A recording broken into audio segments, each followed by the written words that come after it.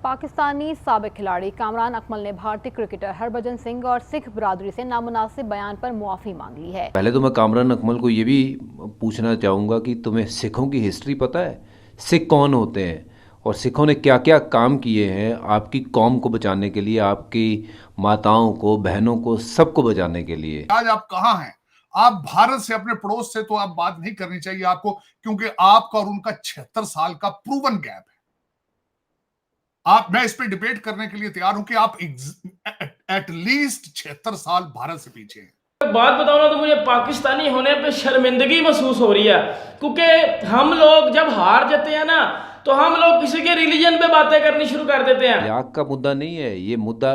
उनसे पूछिए जो आपके पूर्वज थे कि 12 बजे सिख हमला बोलते थे उन मुगलों के ऊपर। अच्छा, ये हिस्टोरिकली ट्रू भी है, ये हिस्टोरिकली ट्रू भी है। हरभजन सिंह ने कोई फैक्चुअली इनकरेक्ट बात नहीं बोली, दैट हैपेंड।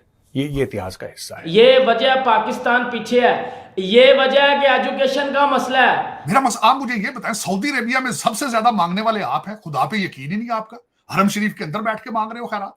क्योंकि हम नीच लोग हैं, और जो नीच लोग होते हैं ना, उनका काम यही होता है।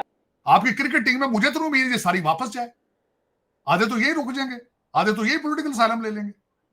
आपके जहाजों के एयर होस्टेस जहां जाते हैं, पायलट के अलावा तो दूसरा बंदा वापस जाते ही कोई नहीं है। लानत है, यकीन करो ऐसे लोगों के ऊपर। कामरान अकमल, आपको पता है कि वो कामरान अकमल मुक्के की तरह की उसकी शक्ल है। तो ये बकवास करनी बंद करें और अपने आप से काम रखिए।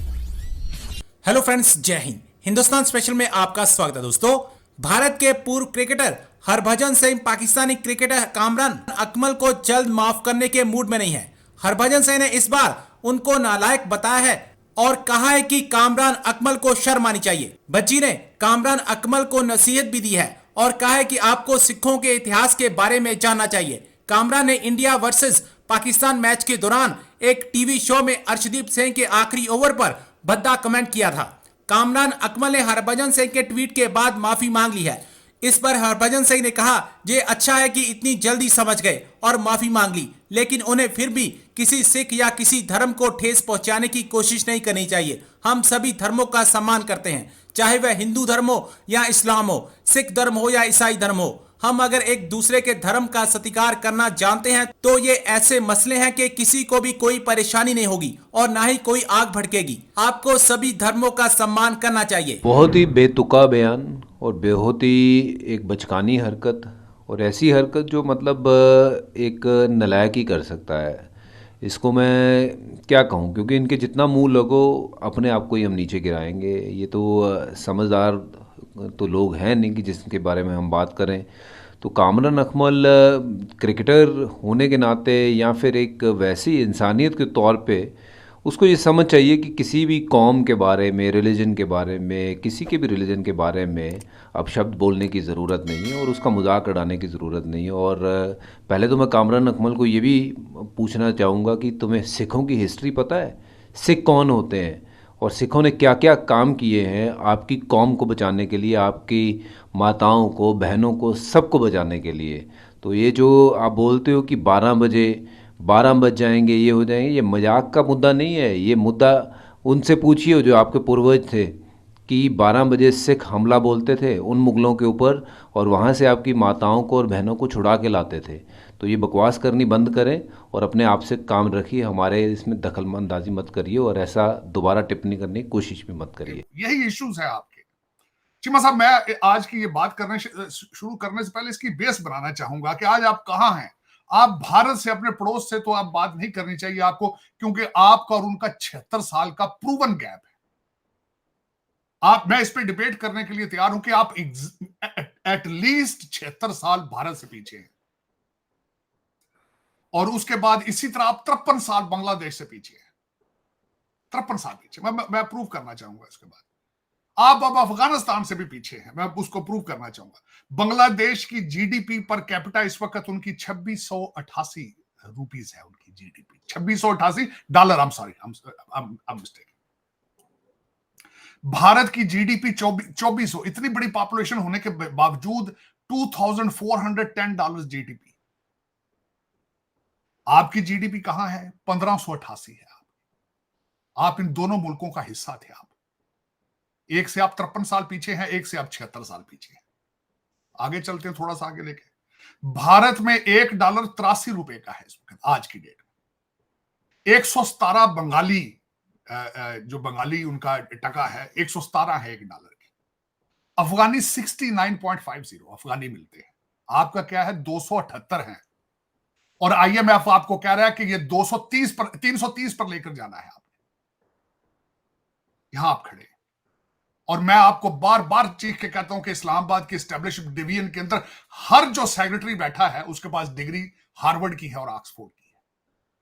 आज मैं बल्कि खासकर जो आगे बातें करूंगा वो मैं एड्रेस ही इन ब्रिटिश एजेंटों को करना चाहता हूं। कई लोग इसके मेरे अगले आने वाली बातों में इंटरेस्ट नहीं रखेंगे वो, क्योंकि मैं 2-3 मुल्कों की मिसालें देना चाहता हूं, शायद इन लोगों को कोई शर्म आ जाए। सिंगापुर इनके सामने है। सिंगापुर की इस वक्त GDP $88,500 है चीमा साहब, सिंगापुर की। मैं सिंगापुर को भी डिस्कस करना चाहूंगा। एक तो मैं ये बताना चाहूंगा कि खुदारा इन सिविल सर्विस जो आपके हैं, इस पाकिस्तान के खर्चे पे इनको बर्तानिया और अमेरिका और ऑस्ट्रेलिया की यूनिवर्सिटियों में भेजना बंद कर दें इनको। आपकी क्रिकेट टीम में मुझे तो नहीं उम्मीद है सारी वापस जाए, आधे तो यही रुक जाएंगे, आधे तो यही पॉलिटिकल असाइलम ले लेंगे। आपके जहाजों के एयर होस्टेस जहां जाते हैं पायलट के अलावा तो दूसरा बंदा वापस जाते ही कोई नहीं है, आपको पता ही है। वो ढकी छुपी बातें चीमा साहब, लेकिन हकीकत के आसपास रहो। ये फैंटेसी और फिक्शन से निकलने की कोशिश करो, मुस्तकबिल के बारे में सोचो। मेरा आप मुझे ये बताएं, सऊदी अरेबिया में सबसे ज्यादा मांगने वाले आप हैं, खुदा पे यकीन ही नहीं आपका। हरम शरीफ के अंदर बैठ के मांग रहे हो खैरात।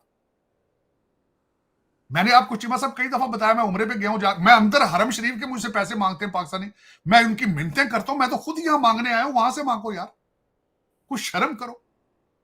लेकिन चीमा साहब इतनी मायूसी हर चीज में, और जेडी शहर हथ पाई और डिग पैंदी, हर शायद डिगी पई। ये कल की खबर, आज मुझे कुछ बता रहा था बंदा कि यार लौंडा लपाड़ा सिफारशी तुसी क्रिकेट टीम के बंदे भेजे ने, अपने अपने कमरियां च बैठे बहना चाहिए और मैंडेटरी करो ड्राफ्ट इनको। चीमा साहब मैं जिस मुल्क में बैठा हूं, यहां ड्राफ्ट होता था, यहां पर ट्रेडिशन ये होता था, वो कहते थे कि army military makes boys gentleman. किरदार साजी करती थी आर्मी, फिर जाती दफा साथ हाथ में ट्रेड देती थी। वो बाहर निकलते थे, बेरोजगार नहीं होते थे, ट्रेड होता था। आपका लौंडा लपाड़ा आवारा रह रह के इस वक्त जो है सारा का सारा ये आवारा हो चुका है। इनको आर्मी में ले जाके इनको एक तो किरदार इनका बनाओ और दूसरा इनके हाथों में ट्रेड दो, जाबे दो फिर इनको बाद में। लेकिन ये कि चीमा साहब इसके पीछे जो ऊपर बैठे हैं उनकी भी किरदार होने जरूरी है। मैं इतनी सारी बातें इसलिए क्योंकि आई एम स्टिल होपफुल कि हाफिज साहब Asim Munir is a gentleman, और मेरी अभी तक उनसे काफी उम्मीदें हैं। पता नहीं फिर आगे क्या होता है। मेरा ख्याल में पहली दफा हिस्ट्री में ऐसा हुआ है कि पाकिस्तान का ताकतवर तरीन आदमी एक हाफिज कुरान है। I am still very hopeful. हाँ, दूसरी ये भी अच्छी बात हुई है, मियां साहब ने ट्वीट किया है, मोदी साहब ने जवाब दिया है।